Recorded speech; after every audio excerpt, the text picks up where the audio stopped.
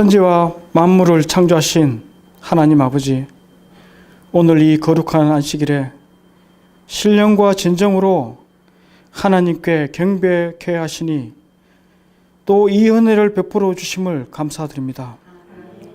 온 천인계와 만물이 주의 영광이 나타나기를 신음하며 기다리는 것을 봅니다. 오 주님, 속절없는 저희들로 주님의 재림이 지연되었음을 고백합니다.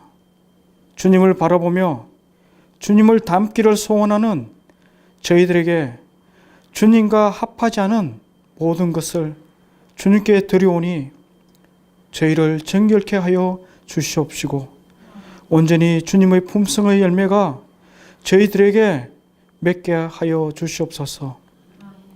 그리하여 참으로 하나님의 계명과 예수의 증거를 지키는 자가 되게 하여 주시옵소서. 주님의 재림을 촉진하기 위하여 주의 성령님을 간구하오니 저희들에게 성령님의 늦은 비를 내려주셔서 주의 사업에 필요한 도구로 사용하시고 하나님께 기쁨을 드리는 우리 모두가 되게 하여 주시옵소서. 하나님의 뜻이 저희 속에서 이루어지게 하옵시기를 우리 구주 예수 그리스도의 보혈의 능력만 의지하여 하나님 아버지께 간절히 기도드리옵나이다. 아멘.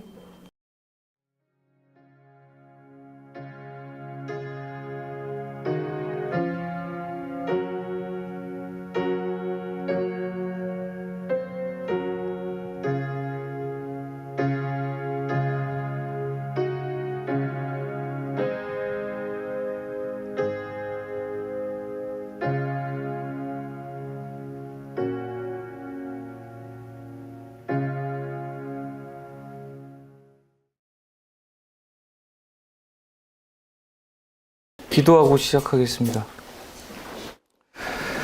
천지 만물을 지으시고 또한 저희에게 새로운 생명을 주신 하나님 아버지 감사합니다. 아멘.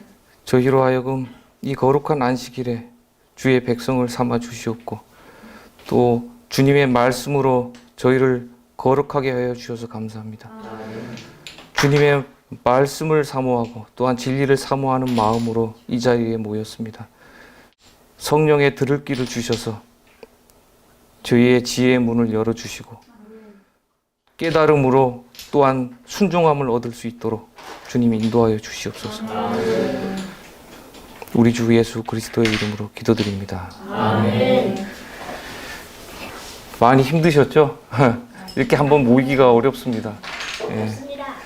눈이 오고 했지만은 아침에 문을 열었을 때는 엄청 다 기분이 좋으셨을 거예요. 저는 다 어떤 느낌이셨는지 모르겠지만 제가 느끼기에는 내재가 저 눈보다도 더 희어질 수 있다. 예, 그 생각이 드니까 그게 엄청 기뻤어요. 감사가 됐고. 예, 똑같은 생각을 했습니까? 예. 그리고 제가 이번에 준비한 말씀은 누가복음 15장과 16장에 있는 5가지 비유의 말씀입니다.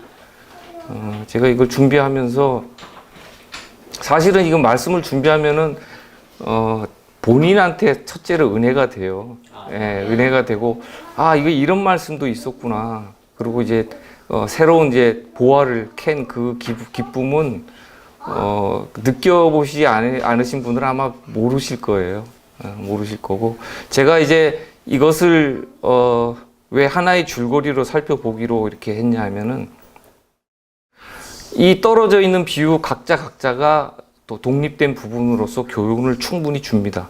아주 짧지만 그렇지만 이것을 전체적인 맥락에서 이해했을 때는 이것이 한쪽 방향으로 계속 뻗어가고 있다는 걸 알 수가 있어요. 예.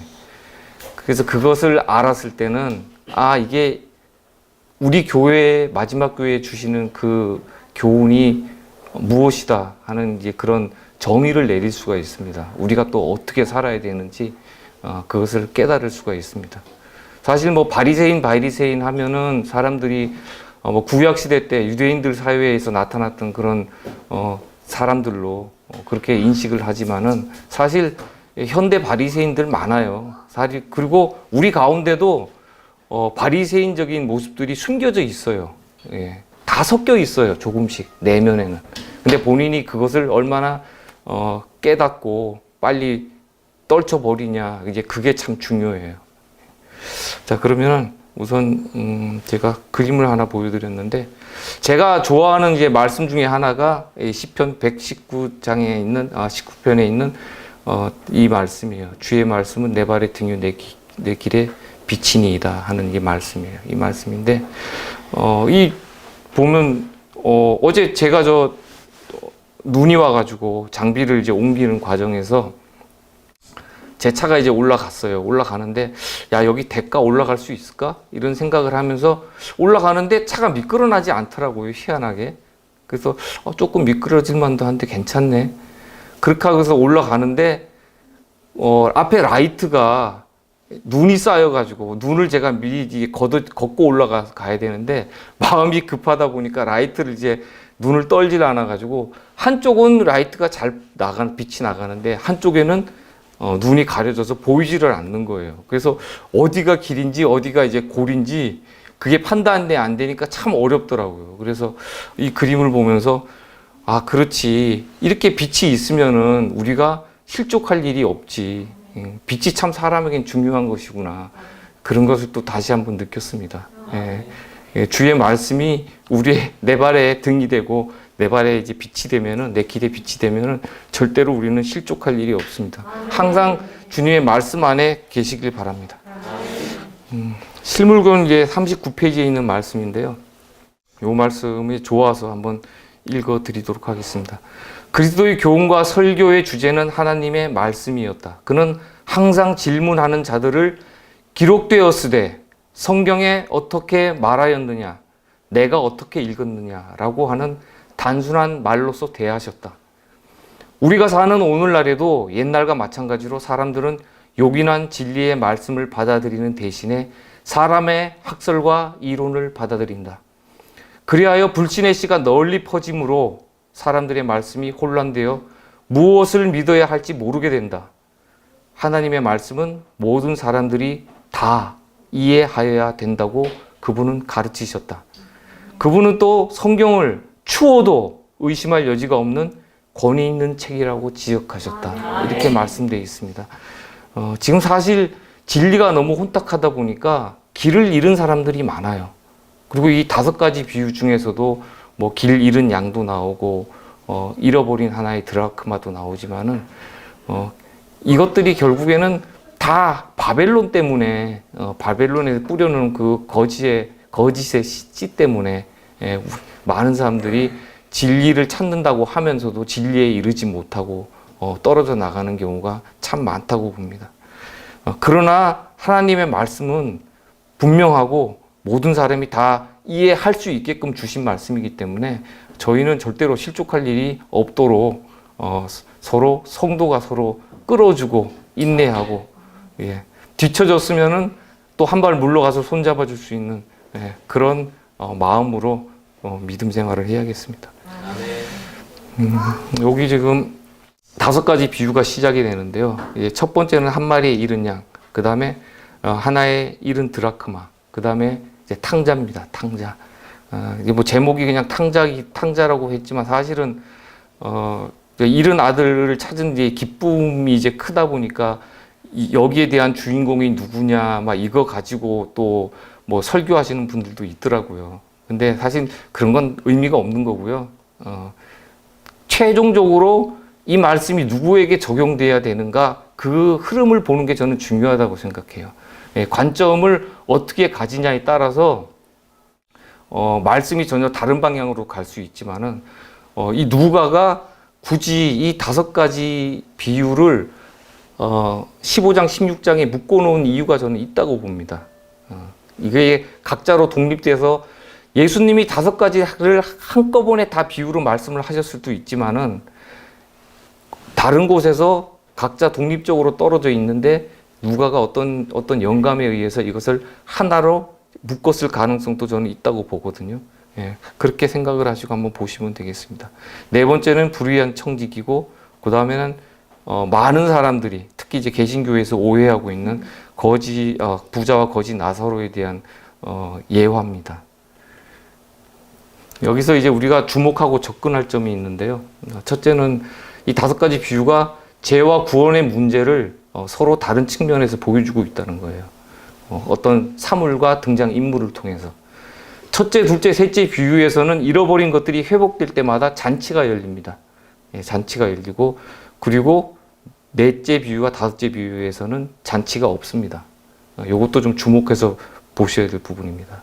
세 번째는 각 경우에서 예수께서는 자신의 풍성, 하나님의 풍성과 죄인들의 취급, 그들을 위해 함께 기울여야 하는 노력을 말씀해 주시고 계십니다. 네 번째로는 각 비유는 독립된 교훈을 주면서도 또 하나의 큰 줄거리가 돼서 완성된 교훈을 주고 있습니다. 특히 마지막 시대의 교회, 라오디게아 교회에게 이 교훈을 주십니다. 이 사진 보면 아찔하시죠? 아마 조작된 그 사진 같은데 이것을 우리가 이제 절체절명이라 그러잖아요. 궁지에 몰려서 살아날 길이 없는 막다른 처지에 있는 이런 모습.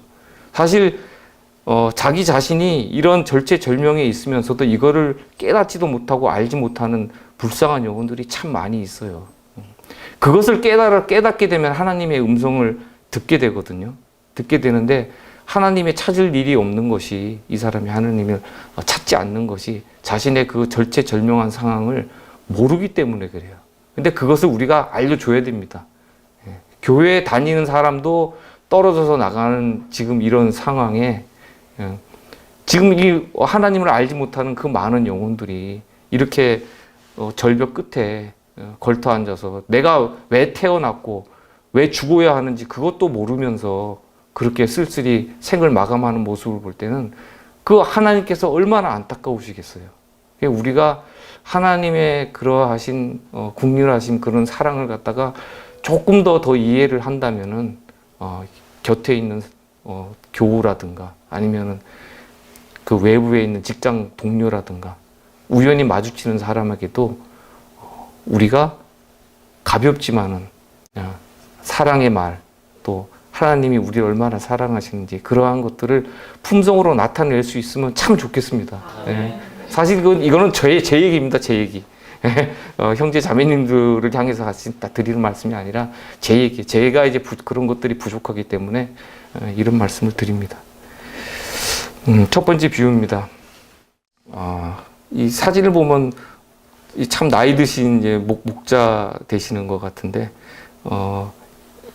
이러한 모습으로 만약에 이제 예수님이 양들을 찾으러 이제 들에 나가신다 생각을 하고 보셨으면 좋겠습니다. 말씀 읽겠습니다. 모든 세리와 죄인들이 말씀을 들으러 가까이 나아오니 바리새인과 서기관들이 원망하여 가로되 이 사람이 죄인을 영접하고 음식을 같이 먹는다 하더라. 예수께서 저희에게 이 비유로 이르시되 너희 중에 어느 사람이 양 100마리가 있는데 그 중에 하나를 잃으면 99마리를 들에 두고 그 잃은 것을 찾도록 찾아다니지 아니하느냐. 우선 이제 이 양의 특성을 좀 간단하게 말씀드리면 우리가 흔히 양들에 대해서 많이 얘기를 하지만 양들의 특성을 잘 몰라요.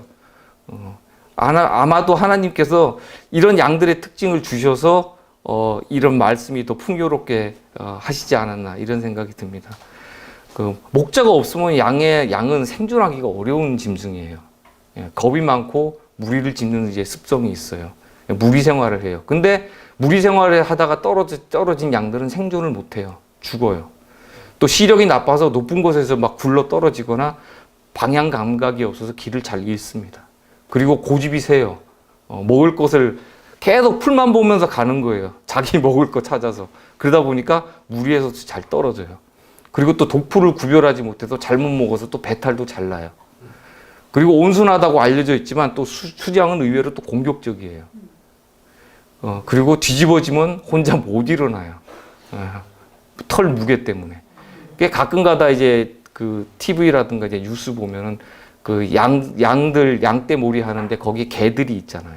염소도 있고 개들도 있는데 그 큰 개가 양이 뒤집어져서 못 일어나면 가서 그걸 물어서 일으켜요. 물어서 일으켜 주기도 하고, 그리고 또 염소 같은 경우에는 길을 잘 찾거든요. 길을 참 영리해요. 염소가 길을 잘 찾아요. 그래서 양들 무리에다가 염소를 이렇게 섞어서 넣어두면은 염소는 알아서 집을 찾아서 딱 들어와요. 그러면 양들이 염소를 따라서 집으로 가는 거예요. 그 아사셀 염소를 그 광야에다 갖다가 이제 버릴 때 그냥 일직선으로 가서 버리면 그 염소가 또 찾아와요. 길을 영리하니까. 그러니까 광야로 가더라도 계속 빙빙 도는 거예요.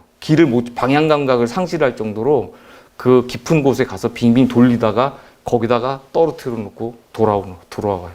그 정도로 염소가 길을 잘 찾습니다. 자, 여기 보면은 이게 뭘로 보이세요?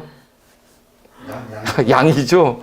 양인데 이게 5년 동안 양털을 깎지 않아 가지고 양이 지금 이렇게 된 거예요. 근데 지금 이게 발견 당시에 걷기도 힘들고 먹이를 잘 못 먹어서 영양실조 상태였다 그러더라고요.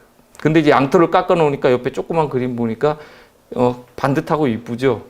예. 근데 이제 이거는 양들을 갖다 이렇게 방치하면 동물학대로 들어가요. 호주라든가 이런 나라에서는. 근데 이제 이 양은 아마 무리에서 혼자 떨어져서 나가 있다가 생활한 거죠. 죽지 않고 구조됐다 그럽니다. 자, 양들은 주인의 음성을 잘 듣잖아요. 그죠? 근데 이제 하나님께서 아담이 처음 이제 범죄하였을 때 하나님께서 먼저 아담을 부르셨단 말이에요. 내가 어디 있느냐.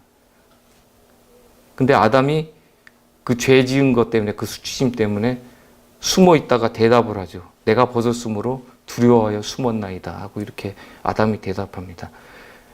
이 모습을 보면 목자와 양의 모습을 볼 수 있죠. 길 잃은 양, 범죄한 양. 이것처럼 목자가 찾았을 때 대답할 수 있는 위치에 있는 이런 사람이라면 쉽게 돌아올 수 있는 사람들이에요.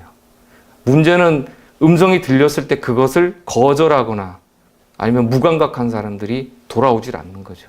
아담은 즉시 응답을 합니다. 즉시 응답을 해서 이게 돌아오게 되는데 이것을 이제 상호 인지라 그래요. 서로 아는 거예요. 무슨 텔레파시라 그러죠. 뭐 이런 게 있는 게 아니라 자기의 상태를 아는 거예요. 그래서 주인을 찾아가게 되는 거죠. 이게 아니었구나 하고. 이 그림 보면은 참 아찔하죠.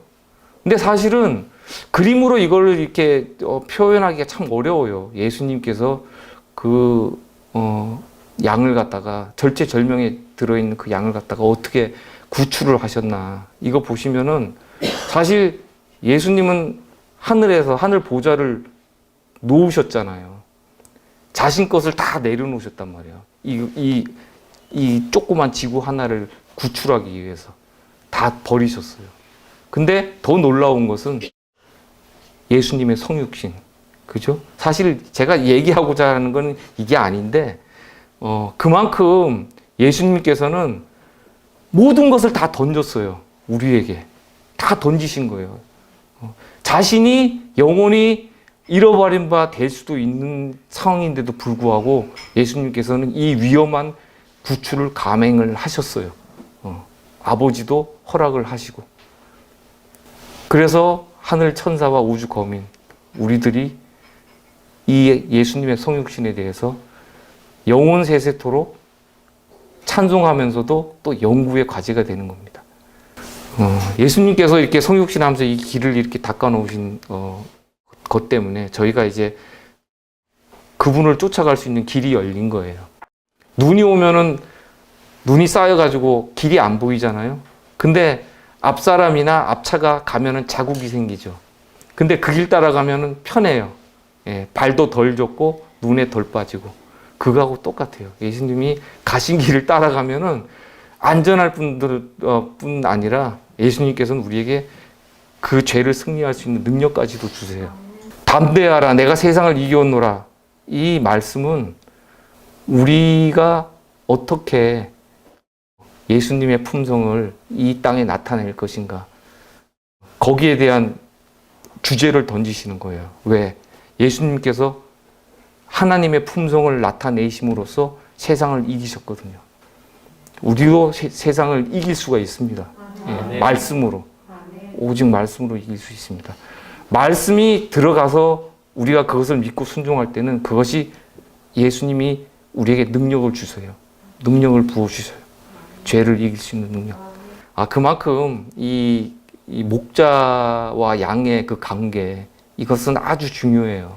중요하기 때문에 제가 자꾸 이제 또 예수님의 특히 이제 성육신에 대해서 잠깐 이제 얘기를 드렸어요. 사실 드릴 말씀은 많은데 여기까지 그치도록 하고 말씀 읽도록 하겠습니다.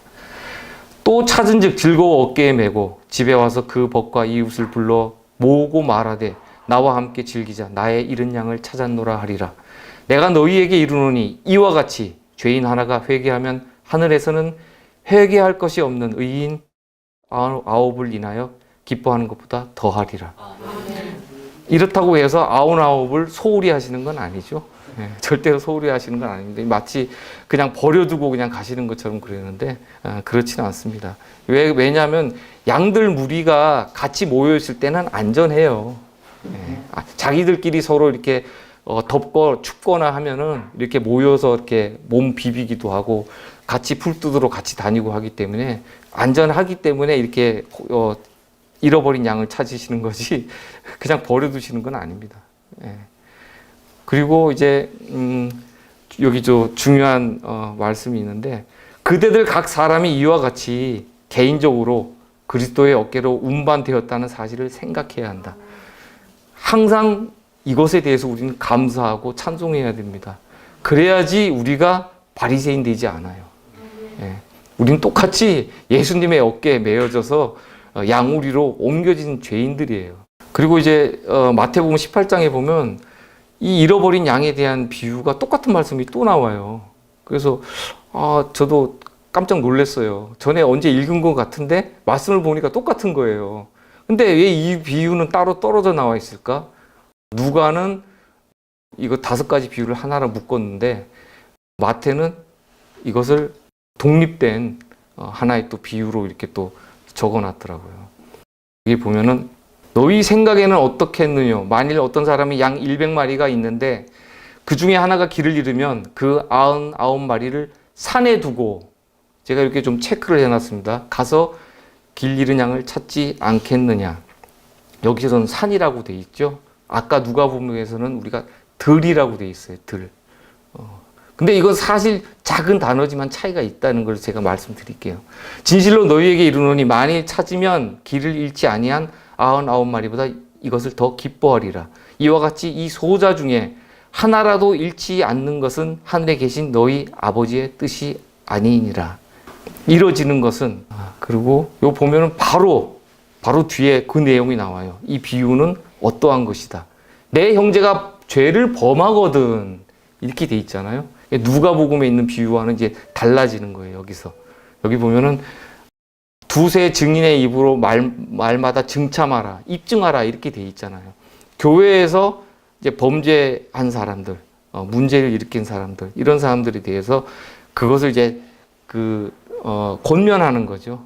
회개하고 돌이켜라. 근데 말을 듣지 않으면 또 교회에 말하고, 여기 교회가 나오죠. 교회에 말하고, 교회의 말도 듣지 않거든 이방인과 세리같이 여기라. 여기서 아까 말씀드렸던 그 산에 두고 했던 그 산이 교회를 말씀하시는 거예요. 교회. 아까는 들이었잖아요. 누가복음에서는. 거기서는 왜 들이었냐? 그것은 여정입니다. 하늘 아버지께로 가는 여정. 5가지 비유가 하나의 스토리라고 제가 이제 말씀을 드렸는데, 여정이에요. 그 끝이 이제 부자와 나사로 그 비유거든요. 그래서 이제 여기 마태복음과 누가복음의 그 차이를 보면 청중이 달라요. 마태복음의 18장은 제자들에게만 말씀하신 거예요. 제자들에게만.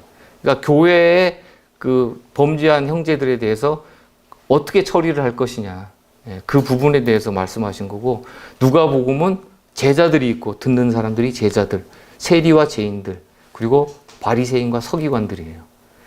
그리고 교훈의 차이가 있어요. 좀 전에 말씀드렸죠. 죄를 범한 형제에 대한 공고와 처리 문제. 그래서 그건 산이라고 돼 있고, 교회는 산으로 표현되어 있으니까요. 그리고 누가복음의 비유는 아버지 집으로 가는 여정이다 이렇게 돼 있어요. 그래서 들이라고 돼 있습니다. 그리고 마태복음 18장 12절 14절에는 잔치가 없어요. 그렇죠?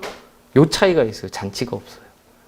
그러니까 끝이 아니라는 거예요. 이거는 교훈이 똑같은 교훈 같으면서도 또 이렇게 달라지더라고요. 그리고 이제 두 번째 비유입니다. 10드라크마 중에 이제 한 드라크마를 잃어버린 여인에 대한 얘기가 나옵니다. 어느 여자가 10드라크마가 있는데 하나를 잃으면 등불을 켜고 집을 쓸며 찾도록 부지런히 찾지 아니하겠느냐.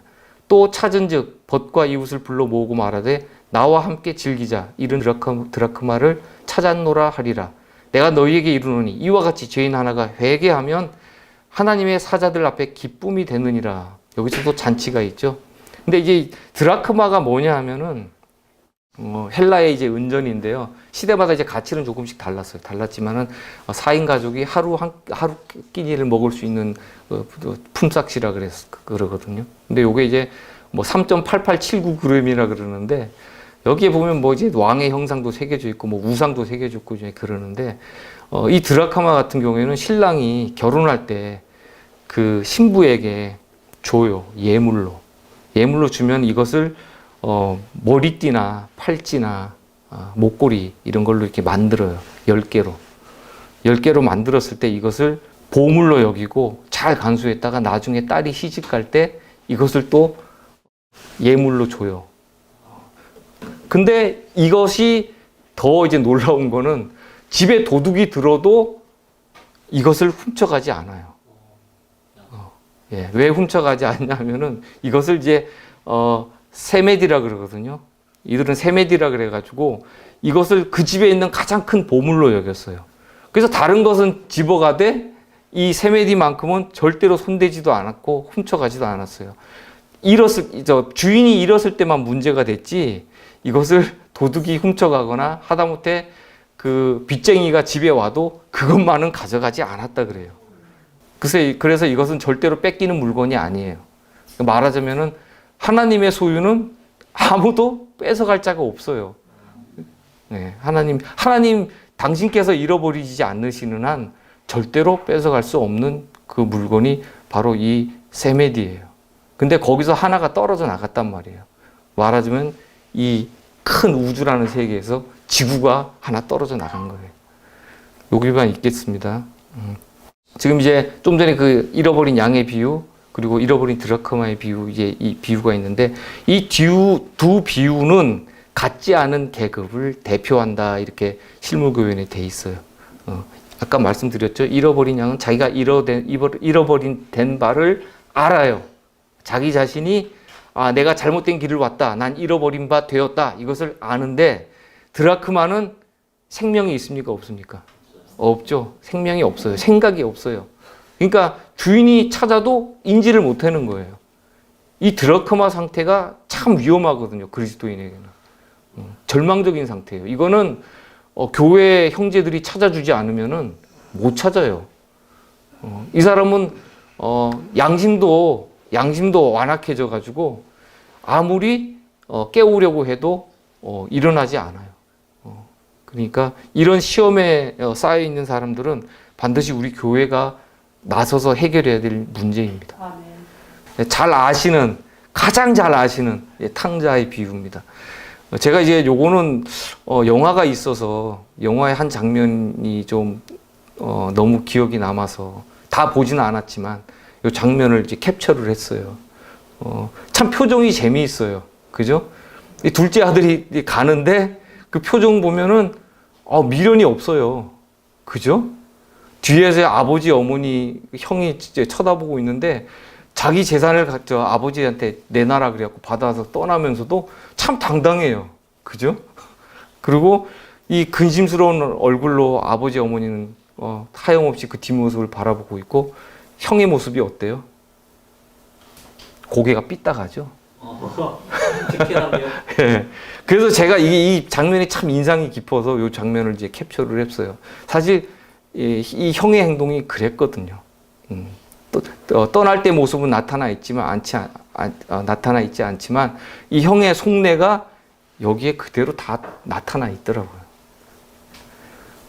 자, 말씀 읽겠습니다. 또 가라사대, 어떤 사람이 두 아들이 있는데 그 둘째가 아비에게 말하되 아버지여, 재산 중에서 내게 돌아올 분깃을 내게 주소서 하는지라.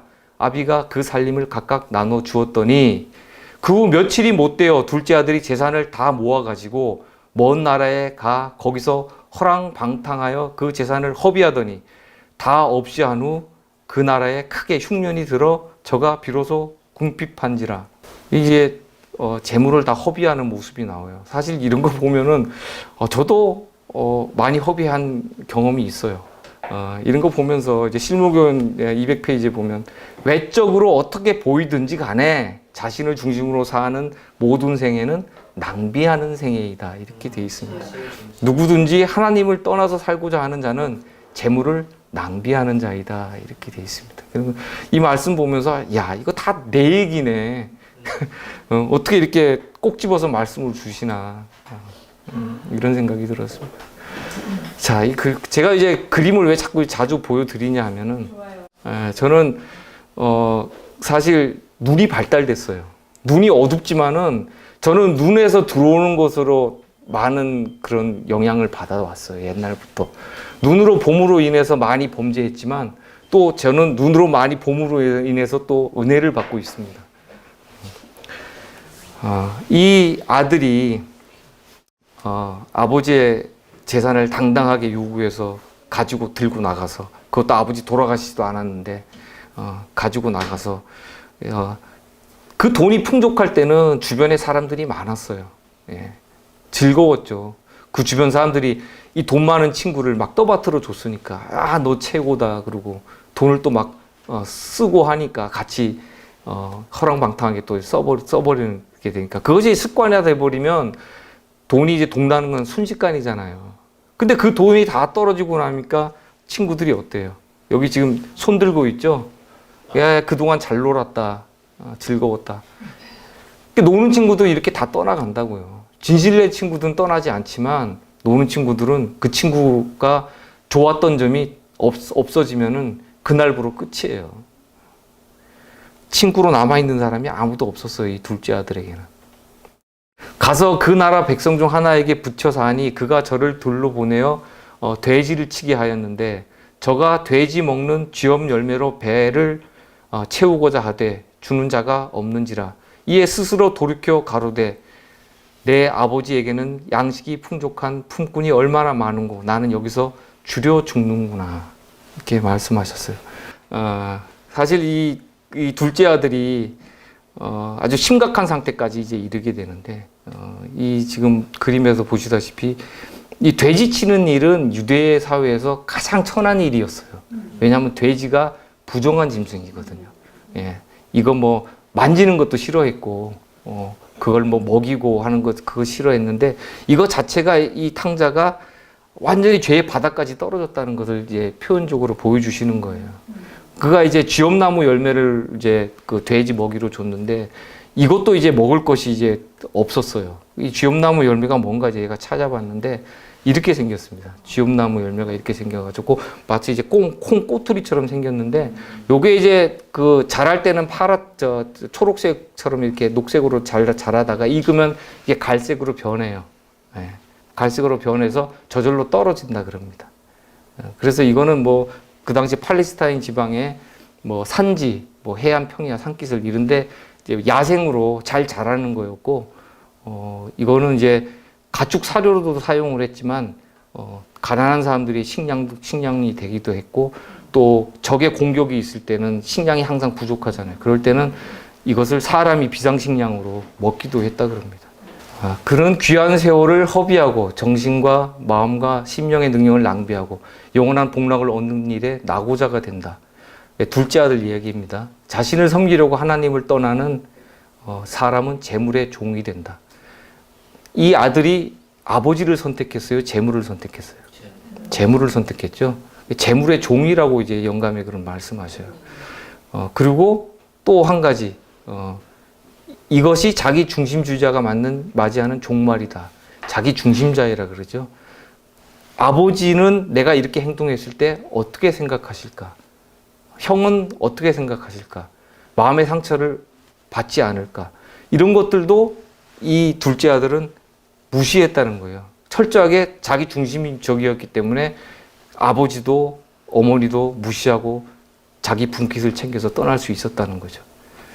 자, 집 떠난 아들을 갖다가 이렇게 아버지는 물론 이 짧은 비유 속에서는 나오지 않지만은 하염없이 그 펼쳐져 있는 그 길 끝을 바라보면서 우리 아들이 언제 돌아올까 이렇게 하고 염려하면서 기다려요. 아버지가 이 아들에게 야, 나 죽기 전에는 너 한 푼도 없어. 이런 아버지가 아니라 그래? 그게 내 뜻이 정 그러냐? 그래, 그럼 한번 나가서 살아봐라. 그 아버지는 그것을 허락을 해요. 그것이 아버지의 품성이에요. 사실 우리가 많은 것을 선택할 때가 많잖아요. 아버지의 뜻이 어찌 됐든지 간에 내가 선택하면은 내가 글로 갈 때가 많아요. 그것이 잘못됐다는 걸 알면서도 갔다가 물론 돌이키긴 하지만 대부분은 우리는 내 선택을 존중할 때가 많아요. 아버지의 그런 품성을 가졌다 그러면 아버지 입장에서 나를 바라봐야 되거든요. 내가 어떤지. 근데 자신을 바라보지 못하기 때문에 우리는 대부분 뒤로 물러나는 경우가 많습니다. 둘째 아들이 이제 큰 것을 깨닫게 됩니다. 저처럼 내가 있을 곳은 여기가 아니다. 아버지 집이다. 내가 일어나 아버지께 가서 이르기를 아버지여 내가 하늘과 아버지께 죄를 얻었사오니 지금부터는 아버지의 아들이라 일컬음을 감당치 못하겠나이다. 나를 품꾼의 하나로 보소서 하리라 하고 이에 일어나서 아버지께 돌아가니라. 아직도 상거가 먼데 아버지가 저를 보고 측은히 여겨 달려가 목을 안고 입을 맞추니 아버지는 언제든지 이 아들을 받아들일 준비가 돼 있었던 거예요. 계속 기다리고 계셨던 거예요. 우리도 아버지를 많이 기다리게 하셨잖아요. 우리 자신들도. 그죠? 진리를 찾아서 우리가 여기까지 오는데 여러 교회를 다니셨을 거고, 그동안에 아버지가 우리를 계속 기다리셨어요. 곧바른 진리를 찾아라. 계속 찾아라. 두드려라. 그렇게 해서 우리가 지금 아버지의 품에 이렇게 다시 돌아와서 안길 수가 있었습니다. 부친은 자기 아들의 비참한 모습과 누더기 옷을 경멸의 눈초리로 보도록 허락하지 않았다. 그가 자기 어깨에 걸쳤던 넓고 좋은 외투로 아들의 남루한 꼴을 덮어주자 그 아들은 회개의 눈물을 흘리면서 아버지여, 내가 하늘과 아버지께 죄를 얻었사오니 지금부터는 아버지의 아들이라 일컬음을 감당치 못하겠나이다 라고 말했다. 제가 사실 이 그림은 옛날에 뽑아놓은 건데 너무 좀 감동을 받았어요. 사실은 내가 나중에 하늘에 갔을 때 저렇게 아버지 품에 저렇게 안겼으면 얼마나 좋을까, 얼마나 기쁠까.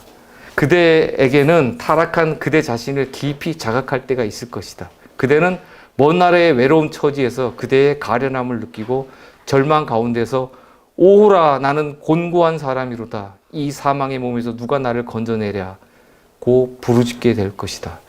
이 영감의 말씀을 보면은 이것을 가지고 거듭난 자다, 거듭나지 않은 자다, 그 말씀에 인용을 안 해요. 그죠? 여기 보면은 자신이 범죄한 사람이 이것을 자각하고 이렇게 부르짖을 때는 그가 회개를 하잖아요. 똑같이 거듭난 자도 범죄하면은 이 부르짖음이 나오게 돼 있어요. 거듭난 자든 거듭나지 않은 자든 자신의 죄를 자각했을 때는 그 사람은 똑같은 처지에 있는 겁니다. 거듭났다, 거듭나지 못했다, 그것이 문제가 아닙니다.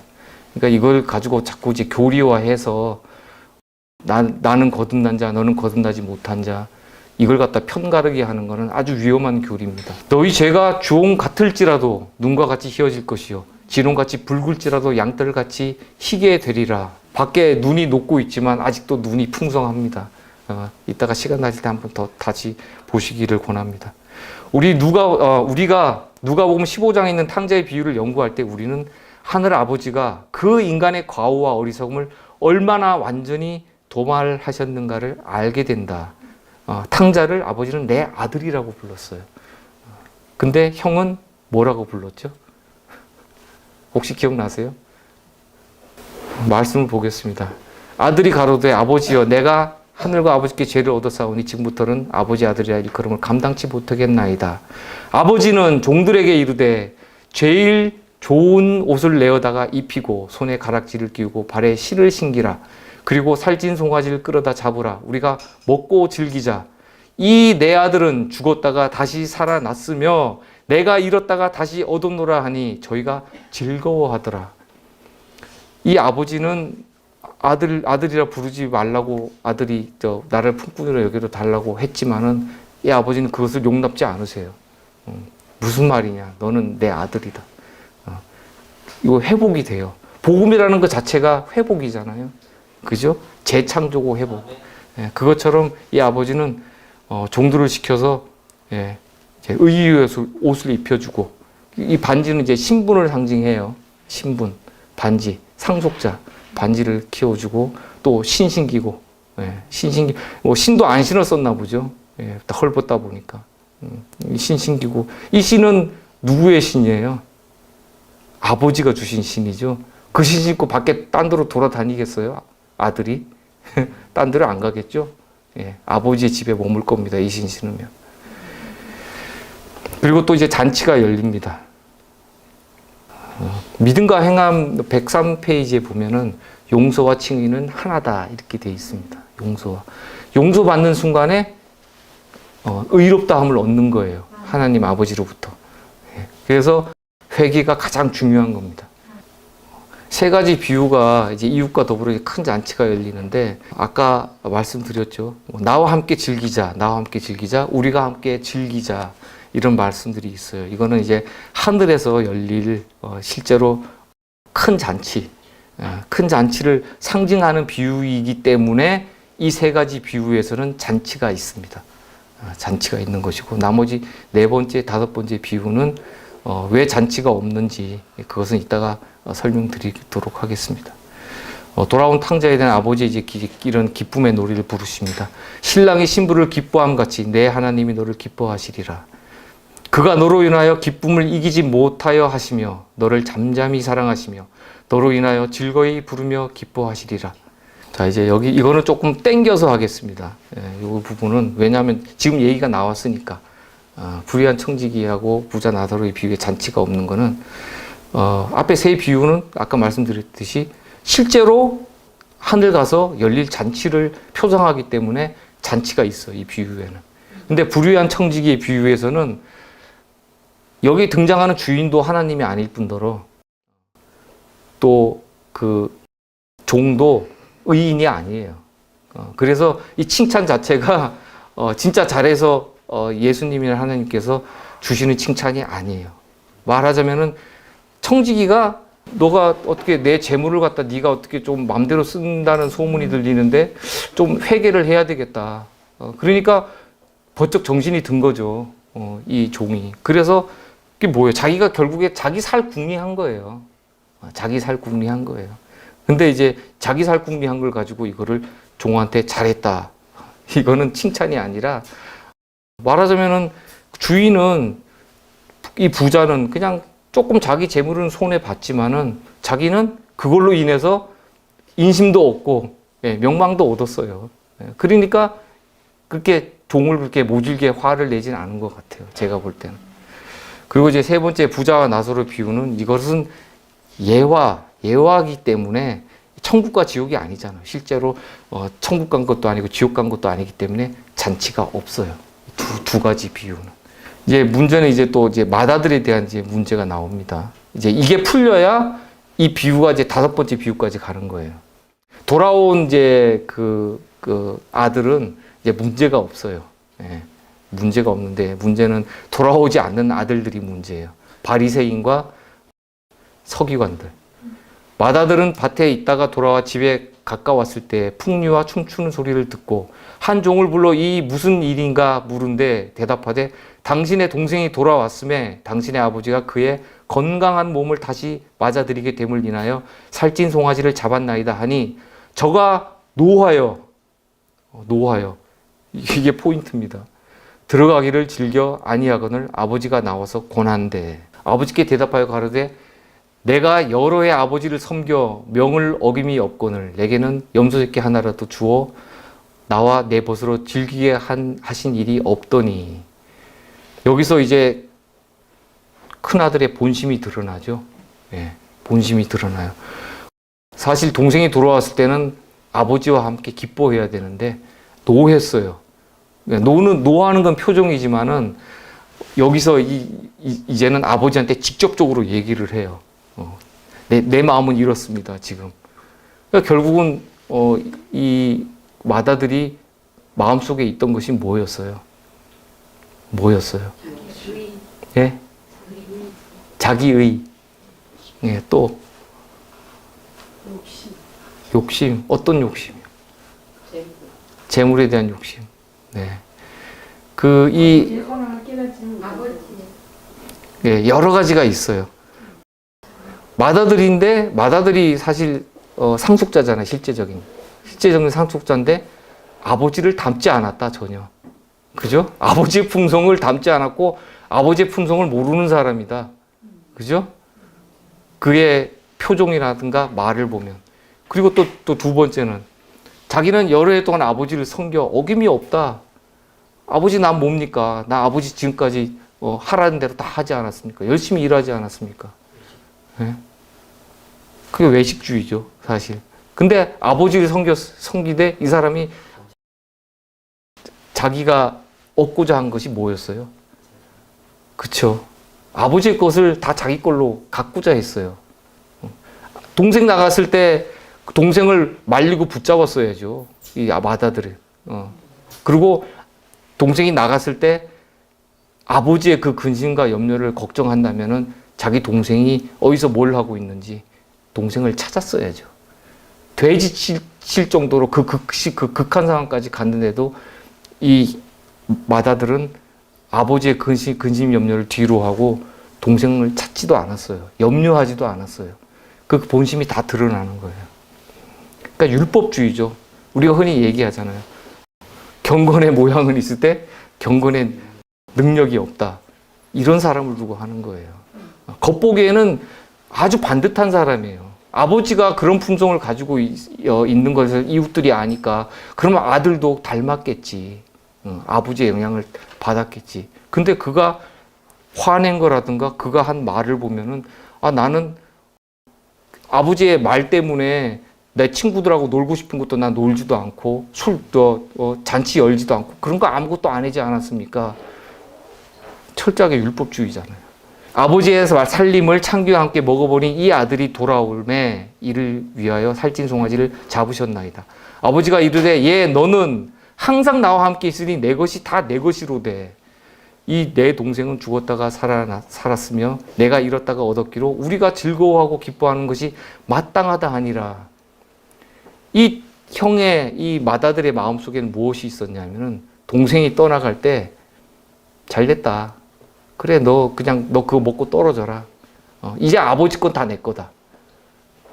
그 욕심이 가득 차 있었던 거예요. 재물의 욕심이. 다 자기 거다. 근데 돌아왔을 때 어땠어요? 어라? 내가 또 열심히 동생 없는 동안에 열심히 일해가지고 재산 불려놨는데 아버지 몫을 또 떼주게 생겼네? 그러니까 화가 난 거예요. 화가. 그러니까 이 집 나간 동생은 아버지를 버리고 재물을 선택한 재물의 종이었지만 이 맏아들은 아버지의 집에서 아버지 가장 곁에서 아버지를 섬기면서도 사실 그 속에 마음의 우상이 뭐였어요? 재물이었어요. 두 주인을 섬기는 사람이었어요. 잃어버린 양의 비유와 잃어버린 은전의 비유와 또 탕자의 비유는 하나님을 떠나 곁길로 나간 자들에 대한 하나님의 동정에 넘치는 사랑을 분명하게 드러낸다. 이렇게 말씀되어 있어요. 세 가지 비유는 하나님을 떠나 곁길로 나간 자들이에요. 그러니까 이거를 하나님을 전혀 모르는 사람이 아니에요. 교회에서 같이 예배하고 같이 밥 먹고 같이 교제했던 사람들이에요. 그 중에서 떨어져 나간 사람들을 이 비유의 사람들이라고 실무교훈에서는 알려주고 계세요. 탕자의 비유 가운데는 일찍이 하나님 아버지의 사랑을 알았다가 여기 나오죠. 하나님의 사랑을 알았다가 마귀를 용납하고 그의 뜻에 사로잡힌 자들을 취급하시는 하나님의 처리 방법이 나타나 있다. 실물교훈 이런 그 책들을 보면은 영감의 글을 보면 우리가 좀 미심쩍어 하던 것들이 명쾌하게 이렇게 다 설명이 돼 있어요. 그래서 이 영감의 글 예언의 시는 반드시 읽으셔야 돼요. 그냥 목사님이라든가 아니면 뭐 이렇게 말씀을 좀 연구하고 말한다는 사람들의 이렇게 말을 듣는 것과는 차원이 달라요. 직접 말씀을 접해 보시고 먹어 보시기 바랍니다. 제가 이건 이제 표로 만들어 봤어요. 여기 보면은 이제 구분을 하면은 이제 둘째 아들과 맏아들이 있는데 이들의 이제 예수님이 이 비유를 하실 때 들었던 사람들이 세리와 죄인들 그리고 바리새인과 서기관들 그리고 제자들이었거든요. 근데 여기 신분을 찾아보면은 이 세리와 죄인들은 누가 봐도 죄인이었어요. 사회적으로. 그래서 그 바리새인과 서기관들이 예수님께서 이 죄인들을 영접하고 음식 먹는 것에 대해서 분노를 했죠. 똑같이 맏아들도 동생이 돌아왔을 때 분노했죠. 예. 이 사람들은 같은 부류의 사람이라는 것을 말씀에서 보여주고 있어요. 그리고 이제 이들이 이제 어떤 행동을 했냐. 자, 동생은 이게 정리하는 겁니다. 자기의 분깃을 요구해서 먼 나라에 가서 허랑방탕하게 이제 다 써버렸어요. 그러니까 교회에서 떨어져 나간 사람들은 말하자면 대놓고 율법을 범하는 사람이에요. 네. 교회에서 떨어져 나간 사람이 뭐 안식일을 제대로 지키겠어요? 아니 하나님께 드릴 수 있는 거는 뭐 헌물을 드리겠어요? 그런 거 안 하잖아요. 예배를 제대로 하겠어요. 그리고 맏아들 같은 경우에는 밭에 있다가 돌아왔고 밭일이라는 거는 말 그대로 하나님의 일을 하는 거예요. 그리고 명을 어기지 않았다는 거는 하나님의 율법을 잘 지켰다는 거죠. 그러니까 겉보기에는 번듯한 사람들이에요. 문제가 없어요. 그리고 또 이제 아버지에 대한 이제 오해가 있는데 이거는 이제 둘째 아들이나 맏아들이나 상당히 이제 비슷합니다. 둘째 아들은 그 아버지의 구속하시는 거, 그 제재, 예. 그러니까 아버지의 그것이 사랑이라는 걸 이 둘째 아들은 느끼지 못했던 거예요. 그 아버지가 쳐놓은 그 규율이라는 그 울타리, 그 있을 때 이 둘째 아들이 보호받고 그 안에서 성장하고 기뻐할 수 있었던 건데 아버지를 전혀 몰랐기 때문에 아버지의 품성을 몰랐기 때문에 그것을 억압이라고 생각한 거예요. 왜 아버지는 이걸 못하게 해? 그러니까 가혹한 사람이다, 엄격하다 이렇게 생각을 했죠. 근데 이제 맏아들 같은 경우에는 어때요? 자기는 뭐 내가 무슨 소야, 맨날 일만 하고 부려먹기만 하고, 그러니까 아버지는 자기를 종처럼 부려먹는 사람으로 이렇게 맏아들은 오해를 하게 되는 거예요. 예, 특징은 뭐 맏아들이나 둘째 아들이나 비슷합니다만 둘째 아들은 자기 중심자고 재물의 종이고 맏아들은 어떤 특권 의식, 내가 맞은데 아버지 곁에서 내가 뭘 하니까 내가 뭘 좀 더 얻어야 되겠다, 가져야 되겠다, 섬김을 받고 싶어하는 그런 어떤 우월감, 이런 것들이 있었어요. 그리고 또 근로소득자예요, 말하자면은. 그죠? 그냥 뭐 이렇게 밭일 하고 이런 것들 자체가 그것을 자기는 열심히 함으로써 아버지의 일을 말씀으로 장사함으로써 뭐 재산을 불리고 그것을, 그 이득을 자기가 취한 거예요. 아버지 것을 자기가 취한 거예요. 그리고 아까 말씀드렸지만은 둘째 아들은 재물을 대놓고 섬기는 자였고 맏아들은 두 주인을 섬기는 자였고, 두 주인을 섬기는 자는 뒤에도 또 나옵니다. 그리고 영적 상태를 보면은 이른바된 자신의 상태를 아는 한 마리의 양이고, 그리고 둘째 비유에서 나왔던 그 드라크마는 잃어버린 바 됐지만 자신을 모르는 상태, 이 상태가 바로 맏아들이고 바리새인과 서기관들이었어요. 그러면 누가 회개를 하고 회개를 하지 않았나? 이 보면은 둘째 아들은 회개를 했잖아요. 그죠? 아버지께 죄를 얻었다고 이제 고백을 해요. 근데 맏아들은 회개가 없어요. 돌아온 그 동생에 대한 그런 기쁨이 없었어요. 오히려 동생으로 인정하지 않고 이 아들이 그래요. 이 아들. 그러니까 아버지한테는 얘가 아들이지 몰라도 저한테는 동생이 아닙니다, 이런 뜻이거든요. 아버지는 이제 용서하셨어요. 둘째 아들을. 제일 좋은 옷을 내어다 입히고 손에 가락지를 끼고 발에 실을 신기라. 근데 맏아들은 이 아들이라고 해서 동생을 도무지 용납하지 않았어요. 그리고 이제 아버지에 대한 이제 아버지를 대하는 그 본심, 그 태도가 이제 나오는데, 회개한 자들은 나를 품꾼으로 여기소서. 지금부터는 아버지의 아들의 일꾼을 감당치 못하겠나이다. 그 아버지의 자비와 사랑을 갖다가 깨달아요. 깨달을수록 자신을 경배하게 돼요. 근데 맏아들은 내게는 염소 새끼라도 주어 나와 벗으로 즐기게 하신 일이 없더니, 그러면서 자기는 결국 율법에 갇혀서 그 행위를 하지 않았다. 이걸 하고 싶었지만 쾌락적인 것을 자기는 억눌러 참아왔다. 이렇게 됩니다. 그리고 이제 결과가 어떻게 되냐면, 둘째 아들은 아버지의 잔치에 들어갔으니까 아무런 문제가 없어요. 우리도 이제 아버지의 집에 들어가는 것이 사실 큰 기쁨이고 또 목적이잖아요, 그것이. 예. 근데 맏아들은 어떻게 했어요? 맏아들은 일하고 와서 아버지가 권면을 하는데도 불구하고 집에 들어가지를 않아요. 집에 들어가지 않는다는 의미는 뭘까요? 아버지 집에 들어가지 않는다는 거는. 그죠? 그렇죠. 나는 아버지가 이제 싫어졌는데요. 아버지의 마음을 난 잘 모르겠어요. 이거거든요. 그리고 비유가 여기서 그냥 끝나버려요. 이거 뭐지? 이러면 안 되는데. 그럼 어떻게 해야 되는 거야? 왜? 그러면 맏아들은 그러면 또 아버지 잘 섬기다가 그냥 거역하고 그냥 끝나는 건가? 그래서 사실 저 많이 혼돈스러웠어요. 이 탕자의 비유만 나오면 그럼 맏아들은 뭐야? 왜 이게 끝이 없어?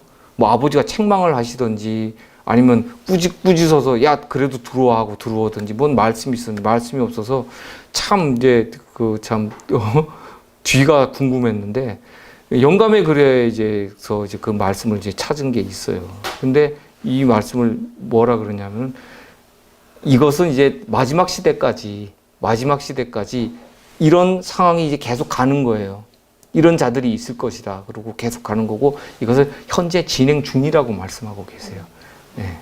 그러니까 예, 둘째 아들처럼 돌아온 아들이 있지만은 계속 이런 말씀들이 계속 갔을 때 그것을 또 배척하고 계속 배척하면서 이 라오디게아 교회 끝까지 가는 사람들이 있다고 말씀하고 계세요.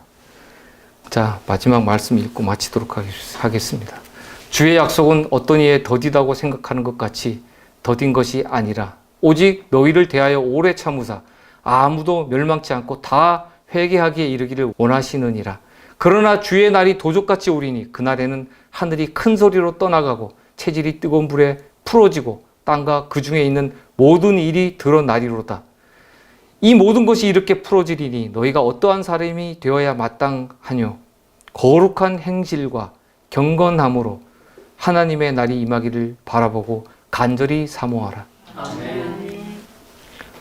저희가 하나님께로부터 내 종아 참 잘하였도다 이렇게 칭찬받는 의인으로 발견되기를 원하면서 마치도록 하겠습니다. 기도드리겠습니다. 자비하신 하나님 아버지, 저희에게 주의 말씀을 사모하는 마음을 주셔서 감사합니다. 저희가 잃어버린 바 된 드라크마나 아버지 곁에서 배우고 일하면서도 아버지 품성을 담지 못한 비유 속의 마다들로 발견되지 않도록 저희를 구원하여 주시옵소서. 우리 주변에 있는 이런 양들을 찾게 하시며 약한 자를 일으키시고 물러난 자를 이끌어낼 수 있는 기회와 힘을 주시옵소서. 우리를 구원하신 예수 그리스도의 귀하신 이름 의지하여 간절히 기도드립니다. 아멘.